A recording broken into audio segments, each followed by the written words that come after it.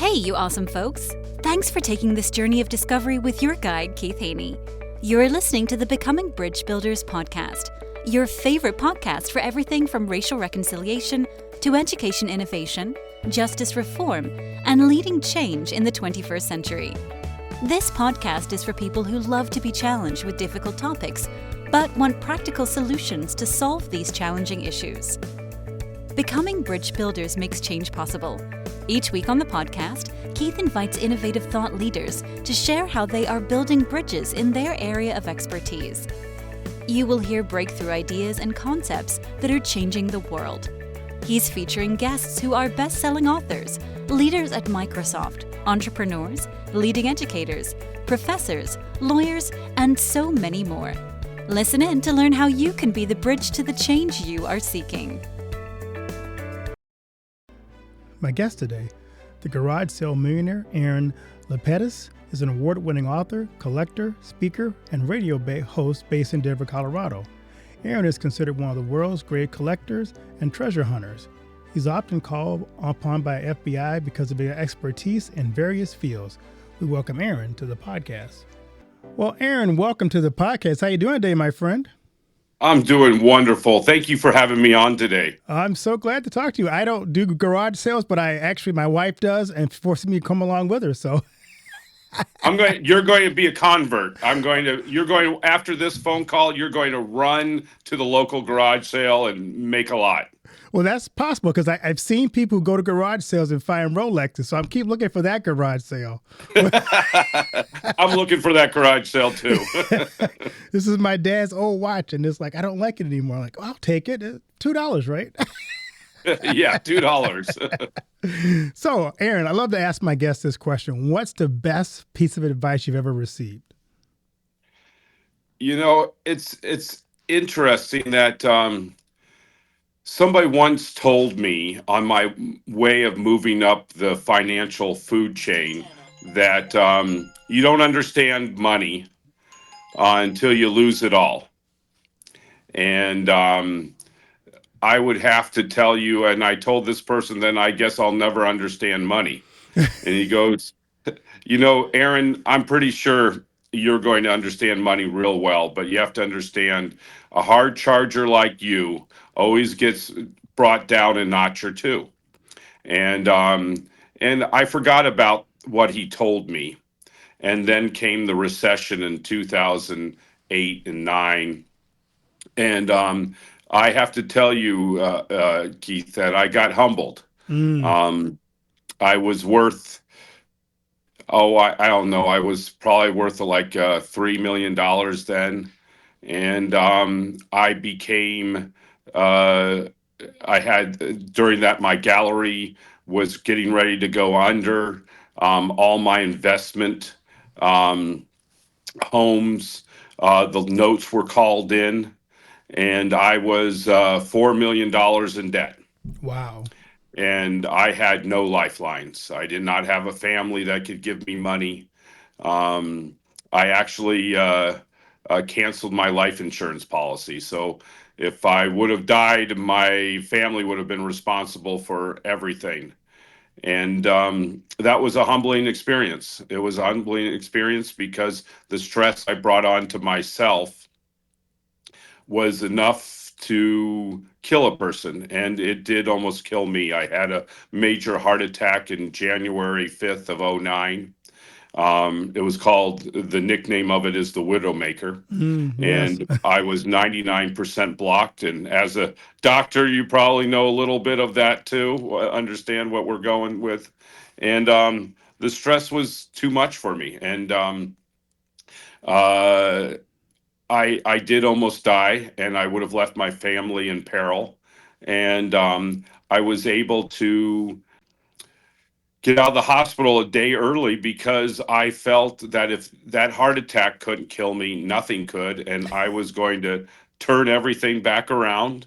And I did, with a vengeance. Wow. And I think that is the thing about most people don't understand money. There is a bigger, deeper meaning of realizing that money can buy things and get you the good life. There's a transformation of what money can do. And if you don't understand it, it will bowl you over and you'll be just the person making a couple dollars an hour at the local restaurant. I love that. You know, that's a fascinating story. I'm also curious, people like yourself, entrepreneurs, people who are go getters, did you have people in your life who were mentors for you along your journey? I had one, that person who told me that, and he would give me snippets of information. And I didn't have as I wish I would have went and sought after more because there were people that wanted to help me along the way, but I was this young buck who thought he knew it all, and I was pretty cocky, and I was that person with a vanity license plate, and Aaron won. And I'll never forget in my 20s. And nobody could tell me anything different because I was so successful early in life. My book, How to Become the Garage Sale Millionaire, was a follow up to the Garage Sale Millionaire. And that story, Doctor, is all about how I made it, and then it teaches people how they can make it too. And in the early 20s, my biggest claim to fame is I was a millionaire by 20, I think 22 or 23. And I did it by having my first garage sale at 9, and then garage sale after garage sale, and then investing in coins and baseball cards and anything that had value. And so being so successful early in life. And there's so many of these influencers out there and people that money and crypto millionaires that money is coming quick. They do not understand money, and they think money will always come to them until they lose it all. And they always say, well, if I lose it all, it'll be easy to get back. It doesn't work like that. It doesn't work like that. So I wish I had more mentors. I had a group of older people that encouraged me to give back to the community because they saw what was going on with me, and I think saw I had a good heart, and that did help me. That did mentor me in the value of community, and that helped me make my gallery larger and bigger and stronger because people saw that I was giving back to the community and they wanted to buy from me. So in that regard, yes, but I came out about it in a different way than most. I love that. So let's get into your early years. What sparked you to interest in collecting and treasure hunting, and how'd you get started in this field? I think I would have to give that credit to my grandfather. When he passed away, we came over to my grandmother's house, and we were kind of strange, but everybody, my grandmother was splitting up everything of his with her two daughters and two grandkids, me and my cousin, and we all got a choice of picking one thing right away. What was our favorite thing? And my cousin went for jewelry, sparkly, glittery things. And I went with an autograph photo of Thomas Edison. Ooh, Autographed. My father was part of this science club that he oversaw. And it's funny that people like you and I have a connection that far back to people because it makes us feel older. right. But Thomas Edison, and it was I saw it, and for some reason, it triggered something in me that I thought this was important. I didn't know value back then because I was 8 or 9, but I knew at least understood the importance of what I had holding in my hand, and that triggered a domino effect of understanding collectibles and values. Matter of fact, I have that photo, that signed photo of Edison still in my collection, and I proudly took a picture of it and put it in my book. So it starts somewhere, Keith, and and with anything that people do as a side hustle, a job, a hobby, it has to start with one thing, and that was the one thing that started my career in collecting. Oh, I love that. So, what led you to write the book, The Garage Sale Millionaire? I always thought I had a book in me, and it took many years. Actually, during the recession, I was pitching a book called 101 Ways to Collect. And and I have to tell you, I pitched it to a lot of literary agents and publishers, and all I got was crickets. And as a matter of fact, I had some people took some time to write me back some letters.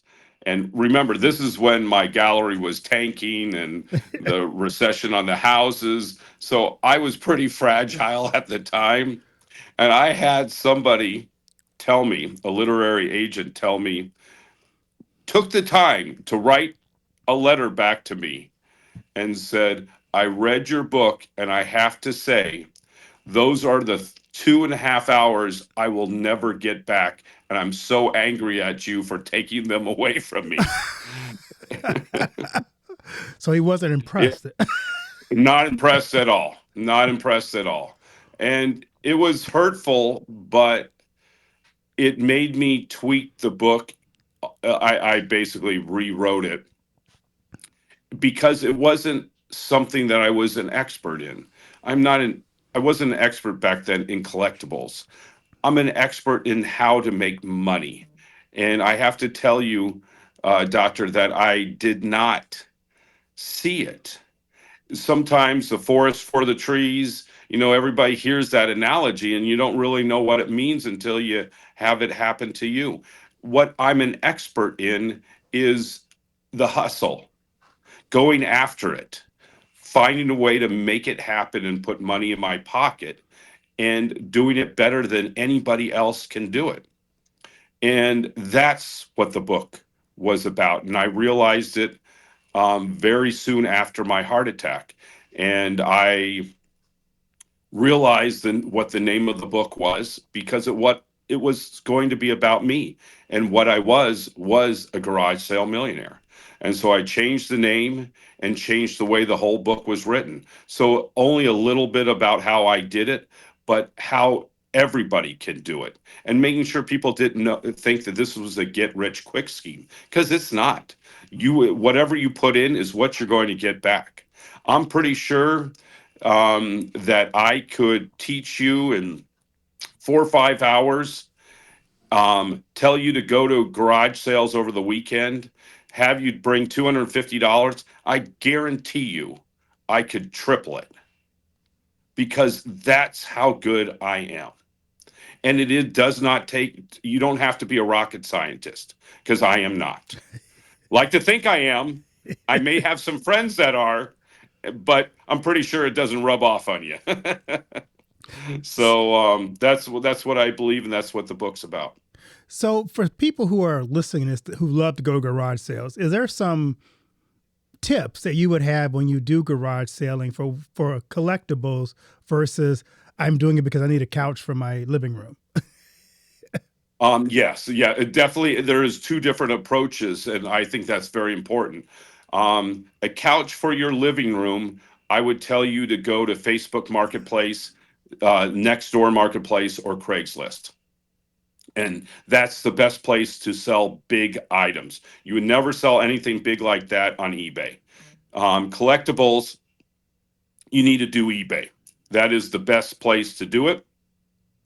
And you would go on to eBay, say you just bought something really cool, or you're getting ready to buy something that you saw in a garage sale. Well, then I would tell you, Keith, to go to um, the left-hand side of eBay. There's an area called completed auctions, and then you're going to really see what that item is worth.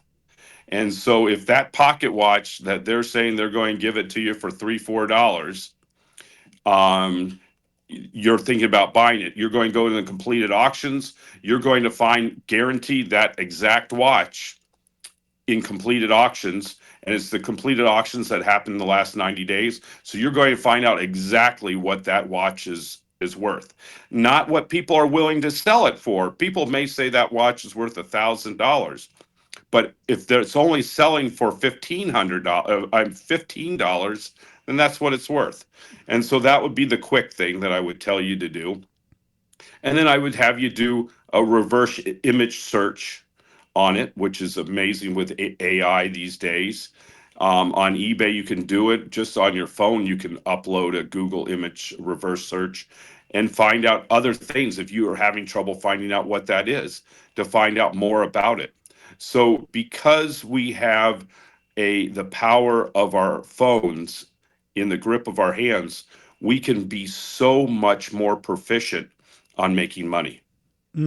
So I love this line of questioning. So what are the common mistakes people make when they're looking to buy or sell collectibles? I know I used to go on Saturday night and I'd watch PBS and I'd watch the road show and go, oh, I can go do this too. I can bring in my baseball cards, but my baseball card is Chris Sabo and it's not worth a whole lot. But versus somebody who has other stuff. So what are some tips you have for us about, common misconceptions? That when people find baseball cards, say you found a box, a big cardboard box of 1,000 baseball cards, and they're saying, "Oh, there's 1,000 in here. I want $100," and you're seeing 1,000. There may be 2,000. The misconception is that it's worth $100. It may not even be worth $10, and that's because most baseball cards aren't worth more than a couple cents. And if they're in a cardboard box, that means those baseball cards have been open to the elements, because cardboard boxes are very acidic, and so is a baseball card. So you put those two things together, you've just aged that baseball cards. You accelerated that age of that baseball cards by 300%. So, what I always advise is, if you're really good at baseball cards, you've studied baseball cards. You know what to look for. You're looking for a rookie Tom Brady. You're looking for a rookie LeBron James. You're looking for these cards, and you know where to find them, the years that they came out. So if you're looking at a whole bunch of cards, usually they're staged in a certain amount, a year frame. And if it's the year frame is between 86 and 90, well, LeBron James, you're not going to find a rookie card of LeBron James. But then you're thinking about who else came out during that era, a Larry Bird or something like that. Then that's maybe who you have to constantly think, what could be in this batch of cards, but never think that you're going to find that one card, because usually you have to go through thousands of cards. And I have bought a collection that had a Tom Brady rookie, that had a LeBron James rookie, but I went through almost 500,000 cards to find that. Wow. So it does go back to putting the work in. You're not just going to, chances are you just looking up on it are probably not real high. Yeah, you need to do the Kobe way of doing things, just working all the time, Right. being that great player, being that great collector. You got to do it. You got to know more than everybody else. So we live in an age of what I call deep fakes. So how do you identify things that are fakes or replicas that you think you're buying your original? How do I help people identify things that are really, truly authentic? I don't. Everybody talks about deep fakes now, but what people don't understand, this has been going on for years. 70% of autographs are fakes. And Doctor, I don't know if you know my background, but I've been brought in by the FBI. Yeah. And so what, and it got so bad that if it wasn't like a multi-million dollar scam, FBI wouldn't touch it. Why? Because there's so many of them. There's so many fakes out there that they don't have the time.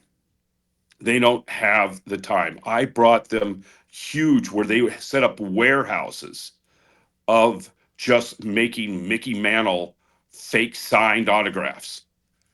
I proved it, because to have them take on a project like this is huge. And me and my handler with the FBI pushed it, and it was not big enough. No lives were being lost.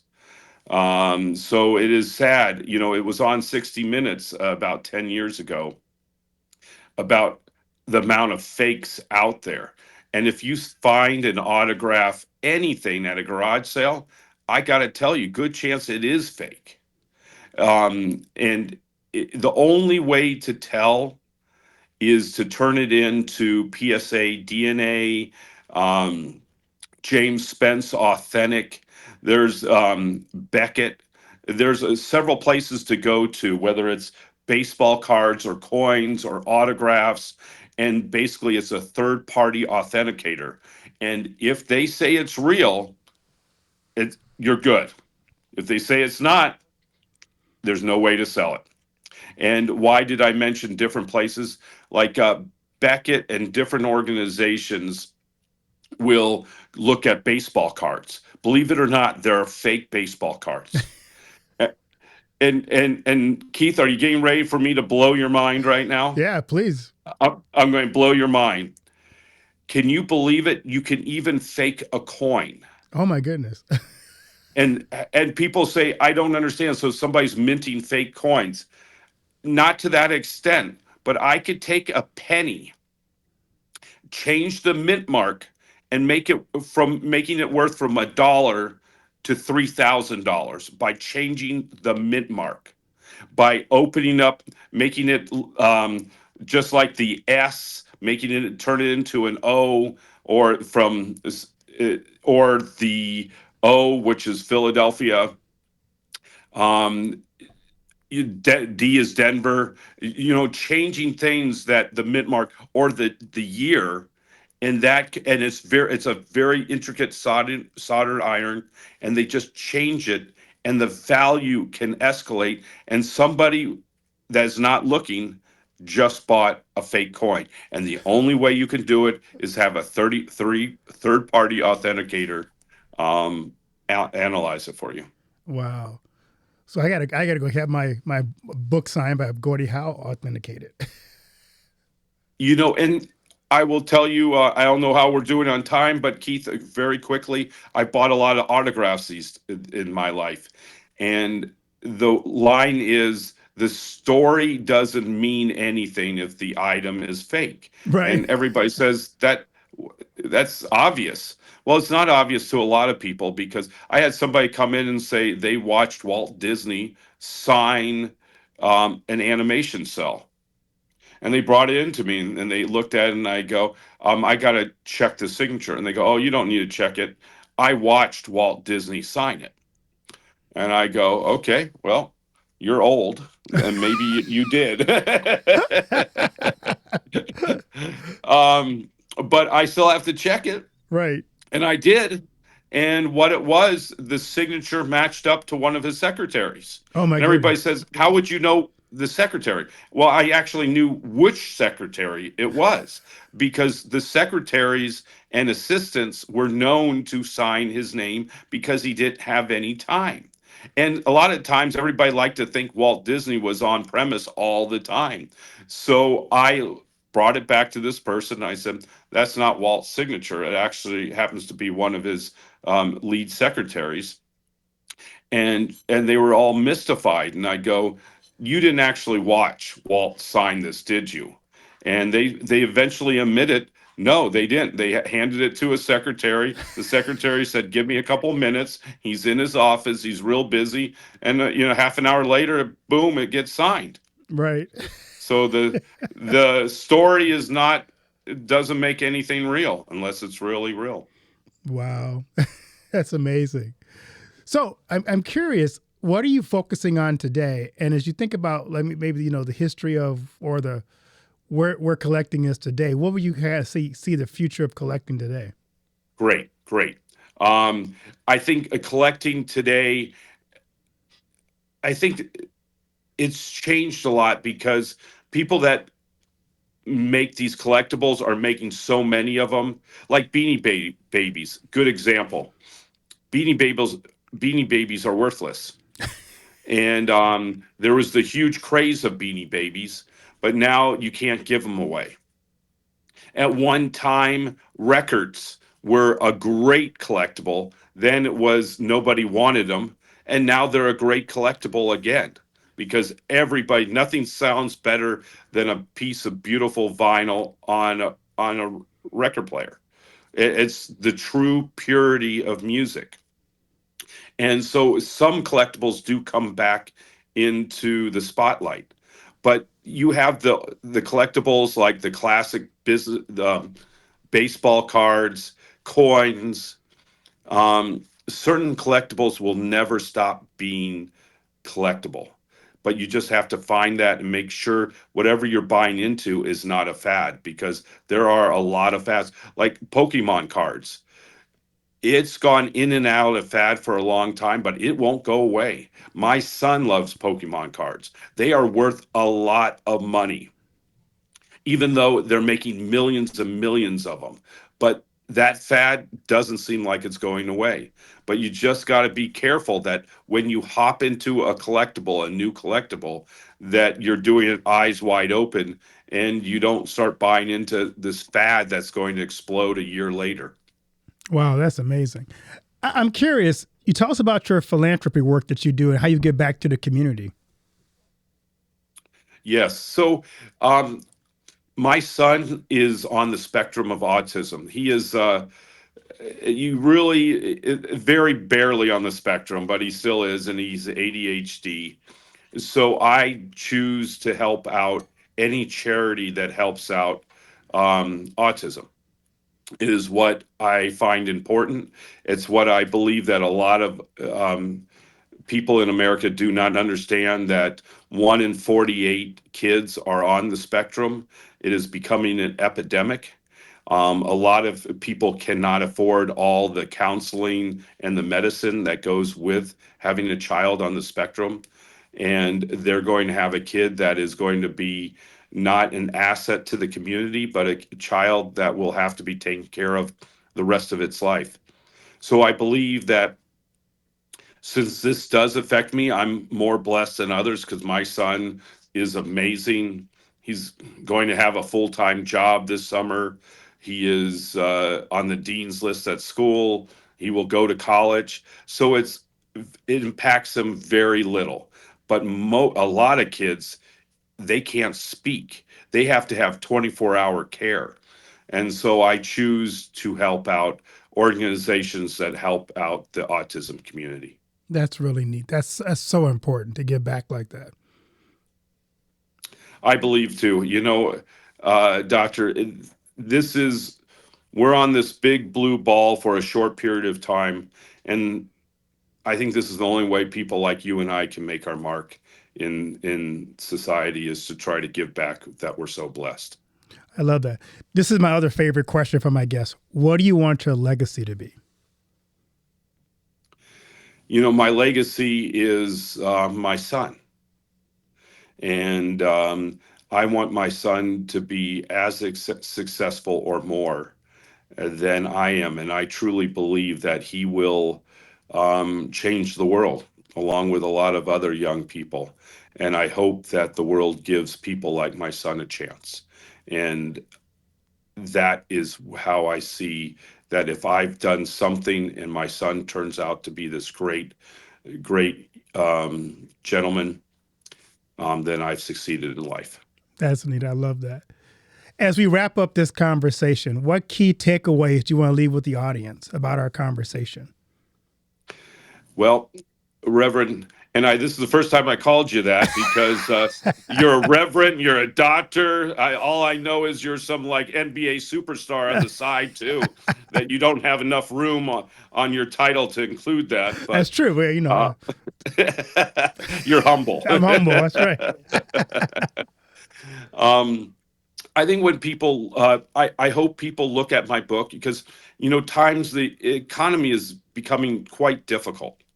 And when they're searching for something to do, I think finding something that they can do in their spare time, a great side hustle, like going to garage sales, estate sales, looking on eBay, flipping things on eBay, um, that they choose to read my book and take it for what it's offered at as a way to make extra money during these hard times. And I think they'll find a huge value and a lot of fun to do it too. Where can they find your book and connect with you on social media? So how to become the garage sale millionaire, they can find on Amazon.com. They can go to the garage my URL is www.thegaragesalemillionaire.com. They can buy it there.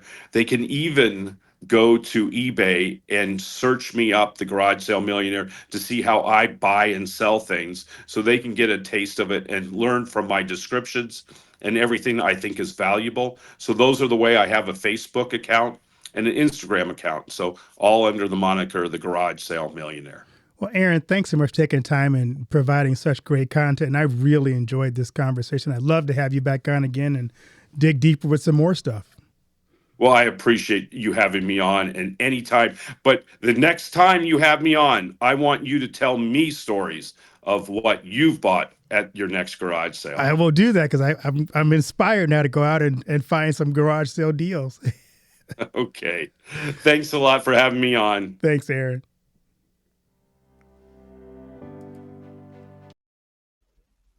Do you know that most entrepreneurs hit a revenue ceiling and have no idea why?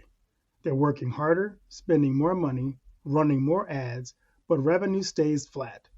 My friend, Dr. Noah St. John, calls this the invisible break.